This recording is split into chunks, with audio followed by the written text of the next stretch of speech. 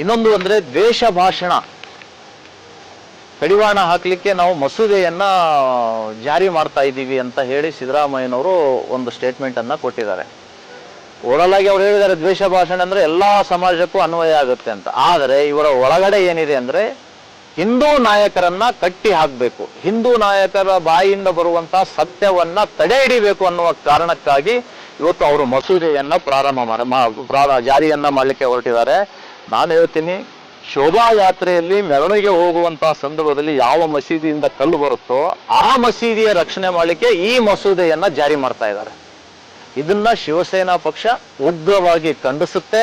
ಯಾವುದೇ ಕಾರಣಕ್ಕೂ ಕೂಡ ಆ ಮಸೂದೆಗೆ ಅಂಕಿತ ಆಗಬಾರ್ದು ಅಂತ ರಾಜ್ಯಪಾಲರಲ್ಲಿ ನಾವು ವಿನಂತಿ ಮಾಡ್ಕೊಳ್ತೀವಿ. ಎರಡನೇ ವಿಷಯ ಏನು ಅಂತ ಕೇಳಿದ್ರೆ, ಅಕ್ರಮವಾಗಿ ಕಸಾಯಿಖಾನೆಗೆ ಸಾಗಿಸುವಂತಹ ವಾಹನಗಳು ದನಗಳ ವಾಹನಗಳು ಪೊಲೀಸ್ ಕೈಯಲ್ಲಿ ಸಿಕ್ಕಿಬಿದ್ರೆ ಬಹಳ ಒಂದು ಕಠಿಣ ನಿಯಮವನ್ನ ಹಿಂದಿನ ಸರ್ಕಾರ ಮಾಡಿತ್ತು.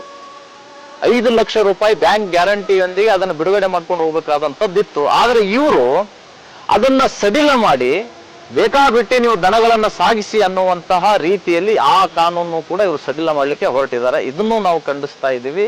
ಇದು ಸಂವಿಧಾನ ವಿರೋಧಿಯಾಗಿದೆ. ಆರ್ಟಿಕಲ್ 48 ನಲ್ಲಿ ಅಂಬೇಡ್ಕರ್ ಅವರ ಮತ್ತು ಅವರ ತಂಡ ಹೇಳಿದೆ, ಗೋವಧೆ ಮಹಾಪಾಪ, ಗೋವುಗಳನ್ನ ರಕ್ಷಣೆ ಮಾಡಬೇಕು, ಪ್ರಾಣಿ ವಧೆ ನಿಲ್ಲಿಸುವುದರಲ್ಲೂ ಕ್ರಮ ತೆಗೆದುಕೊಳ್ಬೇಕು ಅಂತ ಆರ್ಟಿಕಲ್ 48 ನಲ್ಲಿ ಹೇಳಿದ್ರು ಕೂಡ ಇವತ್ತು ಸರ್ಕಾರ ಅದರ ವಿರುದ್ಧ ಹೋಗ್ತಾ ಇದೆ ಅಂದ್ರೆ ಇದು ಖಂಡಿತ ಒಪ್ಪುವಂಥದ್ದಲ್ಲ. ಇದು ಸಂವಿಧಾನ ವಿರೋಧಿ ಕೃತ್ಯ ಅನ್ನುವಂಥದ್ದನ್ನ ನಾನು ಹೇಳಿಕೆ ಬಯಸ್ತಾ ಇದ್ದೀನಿ. ಇನ್ನ